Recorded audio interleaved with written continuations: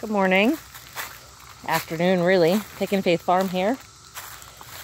I am Heather, and I'm sharing with you our next adventure. We do this every year. This is year number 8, I believe, of raising hogs. We got 2 pigs last night. Actually, we got 4. Picked up 2 of them for my cousin and 2 for us. The tan belted one is a female, and the spotted one is a male, a cut male, not a boar. Spotted one's about 35 pounds. The tan one is about 50. We have them in about 1/4 to, maybe an eighth of an acre that is wooded and pasture. Well, I wouldn't say pasture, but there's definitely areas of green grass throughout. There's their little shelter. There's like a mud pit right there that we made for the last pigs. Lots for them to do in here. A lot of people raise their pigs on much, much smaller areas, like maybe a 10 by 10 foot or 16 by 24, something very small. But I don't like that. I like for them to have quality life while they're alive. It only takes 4 to 5 months to raise a pig to completion for a freezer camp. So I want them to be happy while they're doing it. So I have them in the woods. They grow a little bit slower than a pig that's just on a dry lot or just in a very small enclosure. In like just a muddy run. A lot of people do, but I'm not interested in that. I want my animals, while they're alive, to be happy and have a fulfilling life. There's grubs and nuts. A lot of oak trees in here, so acorns. There's beech trees in here, so beech nuts. Obviously worms, grass, and with the orchard literally being right on the other side, there's about 50 trees or so in our orchard. Right on the other side of this shared fencing. As things produce on the trees, if they happen to be rotten, we can just throw them over. Let me see, they won't let me get close because they're still a little skittish. Let me just zoom in here. So if there's rotten fruit or fruit that falls to the ground, we can just throw it over to the pigs.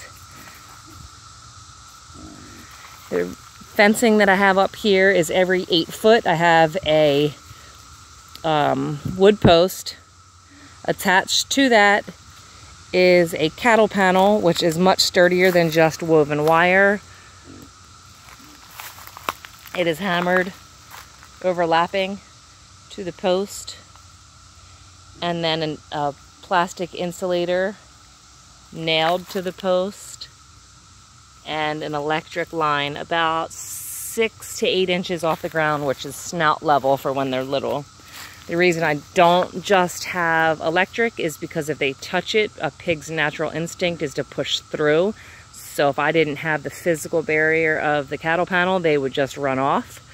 And if I just had the cattle panel, I've had pigs that have been small enough that they can get a head and a foot through one of these 4 by 8 holes, and then it's a disaster trying to get them out of that and get them back through. So we choose to do the psychological and the physical barrier so that they don't want to touch it, i.e. the psychological, and the physical barrier, the cattle panel. And as I mentioned before, our farm is basically put together with posts, cattle panel, and a lot of hard work. Cattle panels are my favorite thing.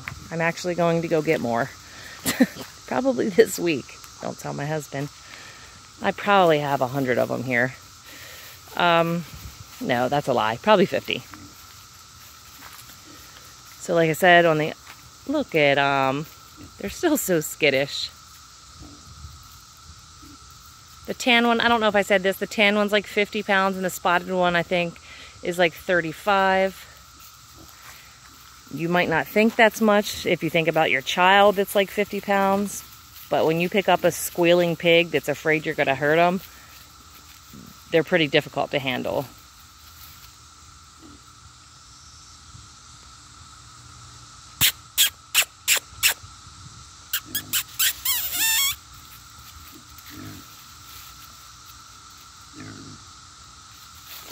Out of all of the animals to raise, my family would argue that that is not true, but I feel like they're the easiest. Once you get them accustomed to the electric, you have a constant watering system, which we use a 55-gallon drum, a hose, and a nipple attachment. And you have their feeder, which I haven't filled yet, but it's down there. Their feeder right there, metal feeder, full. You can pretty much forget about them and check on them maybe once a week. I mean, I always check on them every day, but you definitely don't have to. Over here is the other side of the pig fence, is the orchard.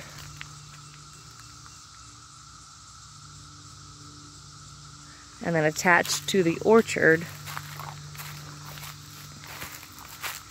which another reason is,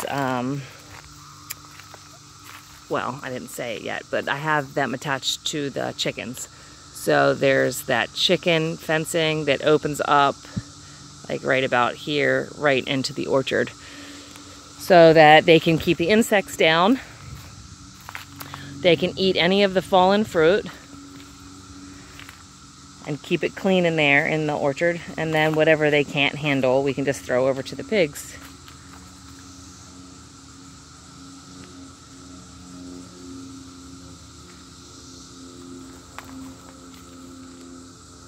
They seem to really, each year the pigs find a different spot that they love to be in. So like, this is a dugout spot right in front of their little housing situation, is a mud hole that the last pigs made that they love to be in the mud.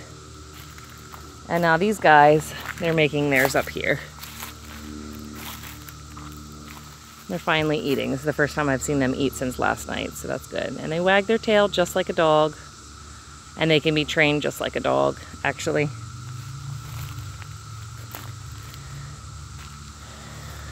By the way, I was making a video right before this one, and I had said almost all of these same things. And then I leaned over the fence to show the orchard, pushed the electric with my leg up onto the metal, got shocked on my left leg and up in my left armpit. So I think I cardioverted myself.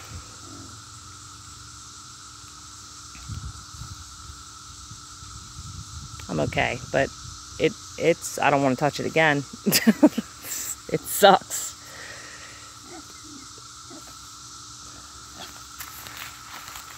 Sorry for the shakiness. If I had a better like camera situation.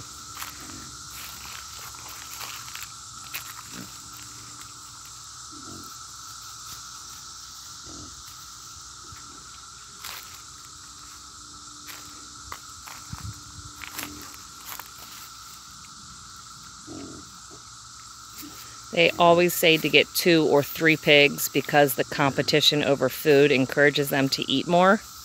So if you just get 1 pig, they'll just eat and snack and go on their way and lay down.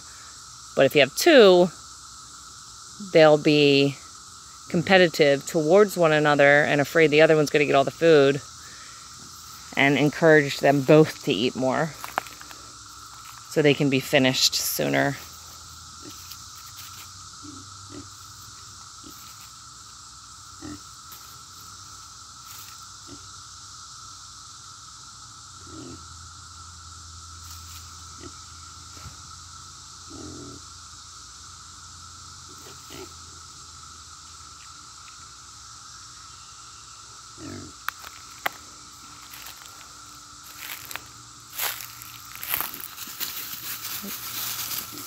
Yep, still nervous. It'll get better. This is just day number 1. I'm only like 10 feet from them. So that's as close as I was able to get today. Tomorrow will be better. Anyhow, hope you enjoyed the little video. If there's any questions or if anybody wants to try to do this, We've been doing it for about 8 years, like mentioned before, and we've learned a lot along the way. Here to answer any questions if you have them.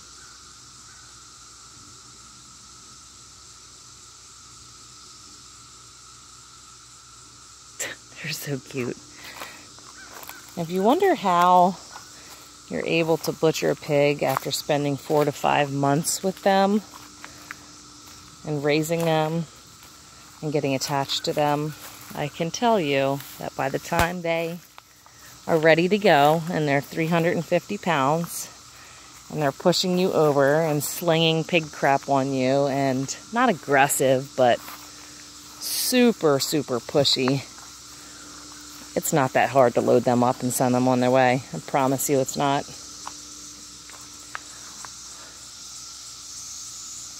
All right, guys. Have a good day. Bye.